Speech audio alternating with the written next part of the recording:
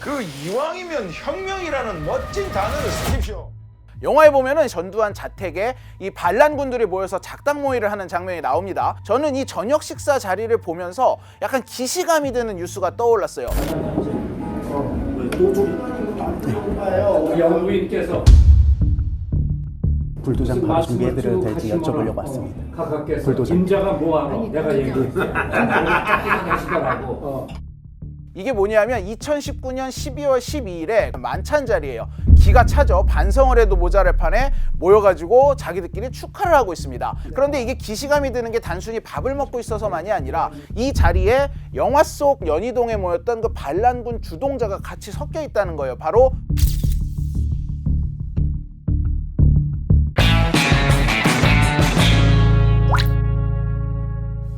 같은 얘기도 이 집에서 들으면 더 맛있습니다. 귀에 빡 박히게 설명하는 귀의 빡종원입니다. 오늘은 서울의 봄 영화 요즘 굉장히 인기가 많죠. 간만에 영화계에 훈풍이 불고 있는데 저도 이 영화 봤는데 제가 보고 나서 제가 궁금해서 우리 방송국 하드터리를 했어요. 수십 년 전 영상을 찾아보니까 영화보다 실화가 더 화나는 포인트가 많더라고요. 진짜 빡이 쳤는데 이거 오늘 한번 정리를 해보겠습니다.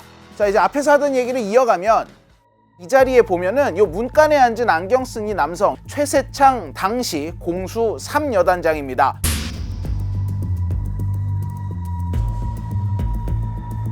영화에서는 숫자를 살짝 바꿔서 제4 공수여단으로 나오는데 이 반란군을 끝까지 막으려 했던 정병주 특전사령관을 직접 체포하는 역할을 맡았습니다. 이게 실제로도 이랬어요. 이 자기 직속상관을 최세창은 체포를 했고 정병주의 뒤를 이어서 특정사령관이 되는데요. 그 이듬해 5.18 광주 민주화운동이 벌어지죠. 이때 더 나쁜 짓을 합니다. 이 특전사들한테 이 실탄을 지급을 하고 실탄 사격 명령까지 한 거예요. 이 공로를 인정받아서 전두환 정권이 들어선 이후에 군의 주요 요직을 두루 거치고 국방부 장관까지 갑니다.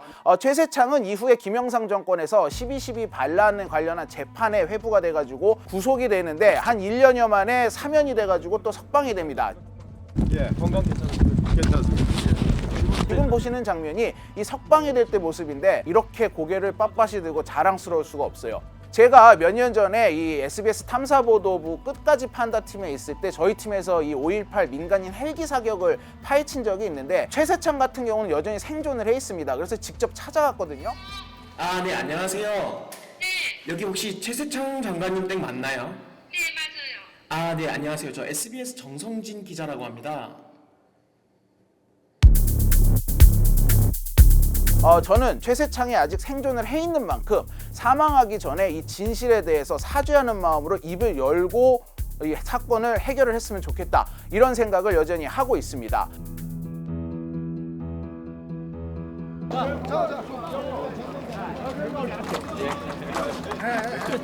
저는 자료조사를 하면서 이걸 보다가 딱 든 생각이 이거 무슨 뭐 대통령 당선됐나 아니면 뭐 국회의원 당선돼서 지역구 주민들 감사 인사하는 건가 무슨 올림픽에서 금메달 따서 금이 환영한 것 같기도 하고 이게 무슨 장면이냐면 이 허화평이 12.12 군사반란 혐의로 감옥을 살다가 출소하는 장면입니다.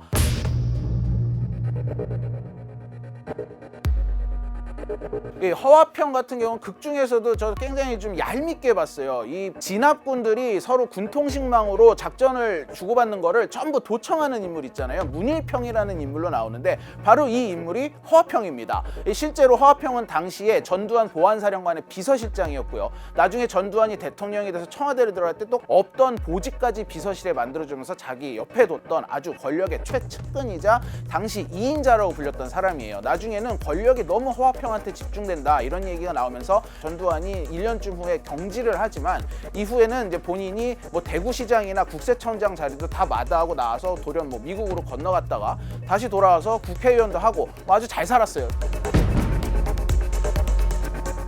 이 김영삼 문민정부가 들어온 후에 역시 12.12 반란 혐의로 구속이 됩니다.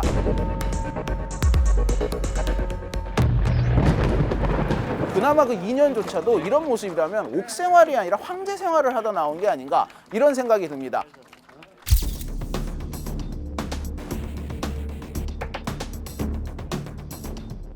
자, 이번 영화 최고 빌런 누구로 꼽으신가요? 아마 영화 보신 분들은 저도 그랬는데 거침없이 이 극 중에 나오는 오국상 국방장관을 꼽으실 거예요.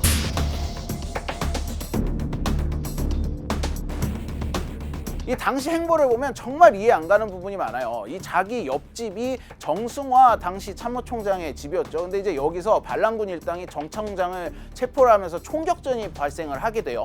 이 총소리를 듣고 이 사람이 제일 먼저 한 게 사태를 파악하는 게 아니라 가족들을 데리고 도망을 갑니다. 양쪽 모두에서 국방장관을 찾아 나섰는데 어디에서도 찾을 수가 없고 심지어 전화도 안 돼요. 이때 전화가 왜 안 됐는지 아십니까? 본인이 실제 1993년에 국회에 나와서 이렇게 증언을 했어요. 이건 내가 무슨 그 변명하고 싶어서 그런 게 아니고 그쪽에 넘어가서 연락하는 방법이 전화번호를 어디 알아야 되는데 이거 대단히 죄송한 얘기입니다만은 전투보안이 밤낮 전화번호 들고 다니면서 뭐 알게 주고 탔다가 그만 전화번호를 알 수가 없어서 상당히 시간을 끄은 겁니다. 내가 어디에 무슨 죽었는지 살았는지 모르고 있다가 이제 연락이 되니까 그까지 오는데 거의 1시간 한 20분 걸렸습니다. 그게 한남 공간으로 앞으로 해서 그 당국대로 올라가지 않습니까? 그게 길이 꽉 막혀가지고 말이죠. 제가 몇 분 동안 없다고 그래서 군의 지휘체계가 장관 너무 무책임한 일을 했다고 보이는 생각합니다. 전쟁을 하셨던 분이 총소리를 한다 해서 장관이 수행하는 누가 문제를 처리합니까? 이렇게 계속 거리를 배회를 하다가 사건이 발생하고 2시간이 지나서야 육군본부의 지하 벙커로 갑니다. 또 여기 계속 있지 않고 또 미 8군의 벙커로 옮겼다가 또 마지막에는 자기 국방부로 돌아가요. 근데 이러면서 장태환 수경사령관한테 전화를 걸어가지고 그 무력 충돌을 하지 말아라, 전부 철수를 시켜라, 이런 명령을 내립니다. 정말 빡치는 순간이었는데 이때 실제 왜 그랬는지 노재현 국방장관이 이것도 자기 육성으로 증언을 했습니다. 만일에 전방에 부대를 뽑아가지고 장사령관 말 맞다라 너 이거 가지고 전화해라 그러면 거기에 청와대 앞에 중앙청 거기가 말이죠 불바다가 됩니다. 시가전이 벌어집니다. 그러면 그거를 알고 장관이 변경을 내줘야 됩니까? 절대로 그럴 수 없습니다. 그날 가장 신경을 많이 쓴 게 제가 그 부분입니다. 그래서 각 군사령관과 참모차장한테 절대로 그거는 안 된다. 만일에 장사령관이 자기 부대를 자기 명령 없이는 절대로 움직이지 못한다고 딱 통솔이 되었으면은 12.12 사건이 일어나지 않습니다. 그걸 아셔야 합니다. 결국 잘못을 전부 장태환 사령관에게 떼어넘긴 건데 정말 자료조사를 하면서도 영화보다 더 이 제 심박수가 올라가는 걸 느끼는 정말 분노 포인트였어요. 자, 어쨌든 이렇게 이해하지 못할 행동을 보이다가 영화에 보면은 이 김희성 씨가 참 연기를 잘했는데 마지막 말로가 진짜 좀 찌질해요. 그래가지고 어디서 발견이 됐냐? 창고 계단 밑에서 숨어있던 게 반란군들에게 발각이 돼요. 이거에 대해서 본인도 스스로 너무 부끄럽다라고 얘기를 하면서 이렇게 증언을 했는데 참 한번 들어보시죠. 그래가지고 장관실에다가 총을 쏘고 말이죠. 이런 거 아주 여러분들에게 말씀드리기 부끄러울 정도의 그런 행동이 있었습니다. 그래가지고 그때 장관실에서 피신을 했어요. 거기에 내가 앉아 있어서 만일에 총에 맞아 죽었다면은 그 또 하나의 사건이 벌어지는 겁니다. 그렇게. 그럼 그 당시에 그 총격을 받은 사실이 있습니까? 오늘 들어보니까 장관님실에서 수십 발의 총탄이 날아 들어오는데 일단 피할 수밖에 없다는 상황을 이해하게 되니까 그간의 본인의 오해였다 하는 것을 지금 느끼게 되었습니다. 아마 이 점은 여기 계신 언론인들께서도 오늘 그 사실이 처음 발표되셨기 때문에 크게 부각해 주실 것으로 믿습니다. 왜냐하면 이것은 군의 명예와 관계가 있기 때문에 그러합니다. 이런 점에서 본 의원은 대단히 기쁘게 생각을 합니다.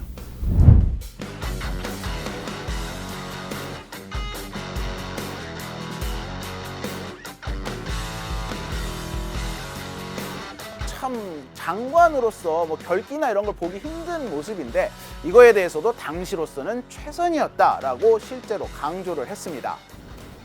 사령관 앉던 의자에 앉으라고 앉았더니 들을 꺼내놓으면서 결재를 하라는 겁니다. 결재한 것이 그렇게 큰 문제가 될 것 같지 않다 이렇게 생각했습니다.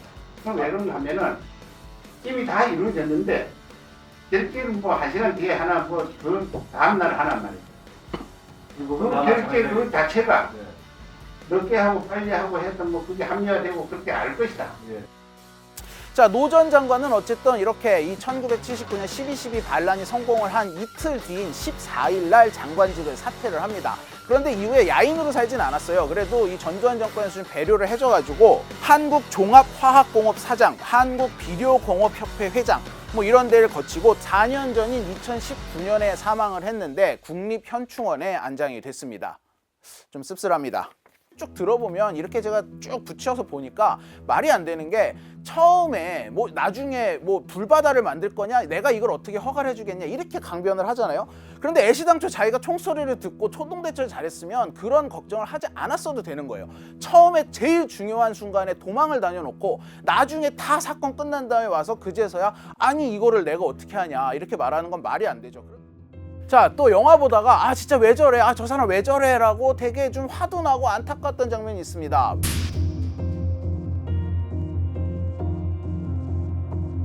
이 박희모 사단장은 실제로도 처음에는 이 장태환 편에 서서 진압을 하려고 했는데 하나회 측의 회유 전화를 받고 마음을 싹 바꿔요. 그래가지고 자기 상관이 병력을 출동시키라고 했는데도 일부러 행주대교 쪽에 훈련을 핑계로 병력 배치를 하지 않고 오히려 뺐습니다. 일성이 때려주긴 안 내려옵니다. 오늘 밤은 여기가 최전방이야. 이후 전두환 정권이 들어선 후에도 승승장구하고 아주 잘 나갔어요. 이 은퇴를 한 후에도 6.25 참전 유공자 협회 회장을 맡아가지고 활발히 활동을 했는데 이 자료조사를 하다 보니까 이 박희모 사단장에 대해서 또 재밌는 뉴스가 하나 최근에 있었더라고요. 이 상주 지역의 지회장한테 본인의 이 조상 묘역 벌초를 시킨 거예요. 근데 이 상주 지역 협회장도 6.25 참전용사다 보니까 나이가 80이 넘었거든요. 최근에 무릎이 너무 아파서 못하겠다라고 한 거예요. 이랬더니 박희모 사단장이 그러면은 상주 지역 협회장을 바꾸겠다, 교체를 하겠다 이렇게 협박을 했다는 의혹이 있는 거죠. 그런데 같은 고향 사람끼리 그거 한 게 뭐가 그렇게 죄야? 라고 이제 기자에게 굉장히 반말을 하면서 이 인터뷰를 한 영상을 보고 와, 이 사람들은 이 사고방식 자체가 우리랑 다르구나 이런 생각이 들기도 했습니다. 배역이 크지 않은데도 굉장히 인상에 남는 또 조연이 하나 있습니다. 그러니까는 이 장태환 장군과 정병주 특전사령관 그리고 김진기 헌병감을 연희동 요종의 전두환의 지시를 받고 붙잡아두는 역할을 하는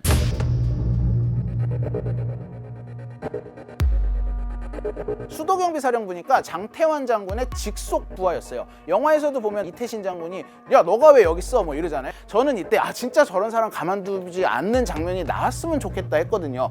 그런데 실제 역사는 언제나 그렇듯이 더 영화보다도 분노를 하는 방향으로 흘러갑니다. 조홍이 실제로 헌병이었다 보니까 자기 직속 상관인 장태환 사령관을 쿠데타 성공 이후 체포를 했고요. 김진기 헌병감 역시 바로 이 조홍 당시 헌병대장이 체포를 했습니다. 그리고 김진기 헌병감의 뒤를 이어서 자기가 헌병감에 올라요.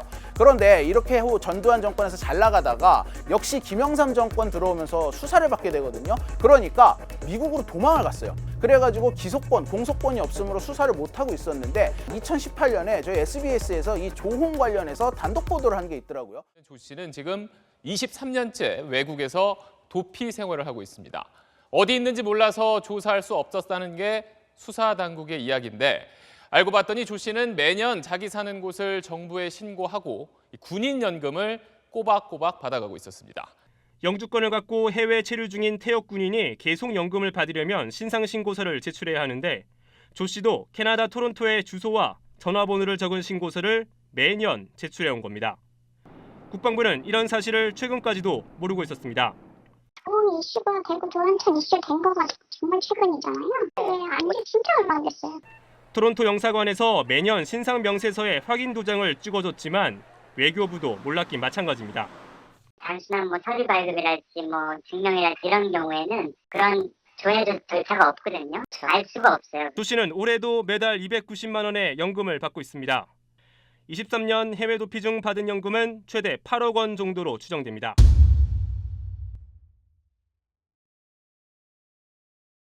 이렇게 그 신군부의 군사 반란이 성공을 한 이후 하나회 멤버들은 승승장구를 하면서 누구 하나 뺄 거 없이 정치권과 행정부를 오가면서 굉장히 호의호식하면서 잘 삽니다. 사망을 한 후에 국립묘지에 안장이 되기까지 해요.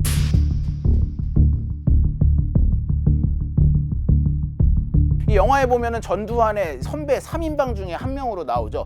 유학성 당시 국방부 군수 차관보인데 김영삼 정권이 들어선 후에 12.12 반란 혐의로 수사를 받고 재판을 받다가 1997년에 사망을 합니다. 사망을 하다 보니까 이게 재판이 끝나지 않고 사망을 하니까 공소권 없음으로 전부 다 이게 없어진 게 돼버렸어요. 그러면서 오히려 국립현충원에 안장이 됩니다. 오늘 멈출 생각이 없는 것 같습니다. 그래 사살 임마 사살. 오늘 밤 승부처는 누가 먼저 서울로 전투병력을 진입시키는가에 달려있다. 가담했던 세력은 죽고 나서도 현충원에 묻히고 있는데 이분들은 이 가족들까지 계속 정말에서 불행한 삶을 살았거든요. 이게 참 옛날 일제시대 독립투사들도 그랬는데 이게 왜 이런 비극이 반복이 되는지 알면 알수록 정말 화가 났습니다. 이분들에 대한 이 이야기는 제가 다음 편에서 한번 다뤄보도록 하겠습니다.